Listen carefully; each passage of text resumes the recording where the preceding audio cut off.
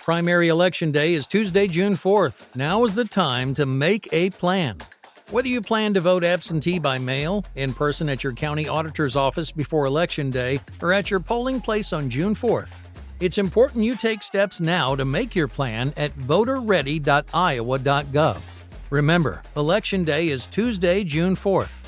Find more info at voterready.iowa.gov. This message is presented by the Iowa Secretary of State. This is the story of the one. As head of maintenance at a concert hall, he knows the show must always go on. That's why he works behind the scenes, ensuring every light is working, the HVAC is humming, and his facility shines. With Grainger's supplies and solutions for every challenge he faces, plus 24/7 customer support, his venue never misses a beat. Call quickgrainger.com or just stop by.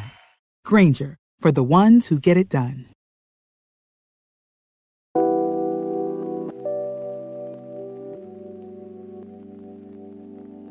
This is King Carouse from the Black History Buff podcast, and before I get into anything, I just want to say a big thank you to everyone who has contacted me over the last year or so to check in on me, and to my supporters on Patreon who've really held me down.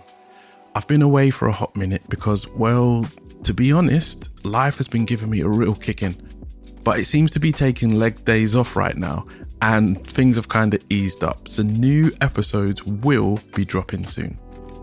For those who need their history fix on a daily basis, please follow me on Instagram at Black History Buff and at Black History Podcast. And if you like your visuals, check out our YouTube channel where content lands weekly. In fact, what you're about to hear next is an episode from a YouTube series where I give the definitions of terms related to Black history.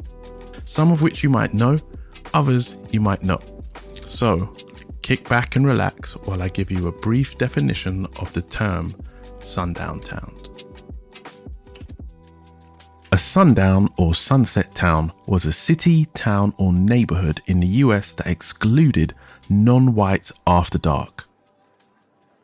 The term sundown came from the signs that were posted at the town's borders stating, "Negro, don't let the sun set on you here," a stark warning that let blacks know we had to leave by sundown. The sundowns were official town policy and were enforced by local police and civilians through intimidation, harassment, and violence. The phenomenon of sundown towns was the driving force behind civil rights activist Victor Green's decision to write the Negro Motorist Green Book, which detailed safe places for black travelers to rest and eat without fear of harassment, threats, or death. Contrary to popular belief, sundown towns were a northern and not a southern phenomenon. And with the arrival of the 1968 Fair Housing Act, the practice became illegal on paper. According to sociologist and author James W. Lowen, a sundown town is not just a place where something racist happened, it's an entire community or even county that for decades was all white on purpose. It's important to know that some sundown towns kept out Chinese Americans, Jews, Mexican Americans, Native Americans, and even Mormons, so there were no passes for them either. If you want to get an idea about what black travelers might have experienced when making their way through sundown towns, watch the first episode of HBO's Lovecraft Country. In the show, 3 black travelers making their way across 1950s America stop to get something to eat at a nearby town. Absolute horror unfolds as the 3 realize they're in a sundown town and end up in a race against time with a racist sheriff. For me, sundown towns are confirmation of what I already knew, which is that some places solve the issue of having to deal with race by just creating a hostile environment. As a black man navigating this world, I have to be acutely aware of my environment at all times, lest I unwittingly stray into a no-go area, which I must add, still do exist. So the next time you hear, "We don't have a race issue here," trotted out by some local or official, or even a line manager, remember sundown towns and inquire a little bit further. It could just be that they ran out all the blacks and people of colour and made sure none ever wanted to stay.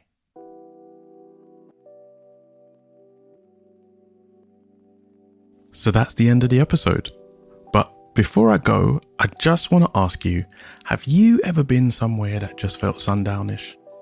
Ever feel your racial spidey sense go off and need to leave somewhere fast? Or have you witnessed someone racially intimidated out of an area? If so, click on the link in the description and head over to YouTube and get involved in the discussion that's taking place in the comment section. And if you like my content and you want to support the creation of more, please consider supporting the show on Patreon or Steady. You can find the links for those in the description too. You've been listening to King Carouse from the Black History Buff podcast, and I wish you health, happiness, and prosperity. Stay safe, and remember, Black history is world history.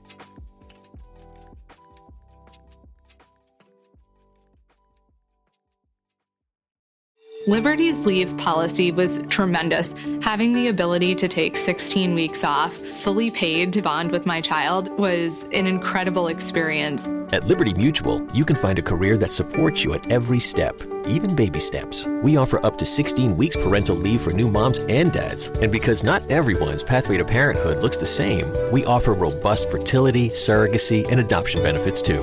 Learn more at libertymutualcareers.com and pursue your tomorrow today. This is the story of the one. As head of maintenance at a concert hall, he knows the show must always go on. That's why he works behind the scenes, ensuring every light is working, the HVAC is humming, and his facility shines. With Granger's supplies and solutions for every challenge he faces, plus 24/7 customer support, his venue never misses a beat. Call quickgranger.com or just stop by. Granger, for the ones who get it done.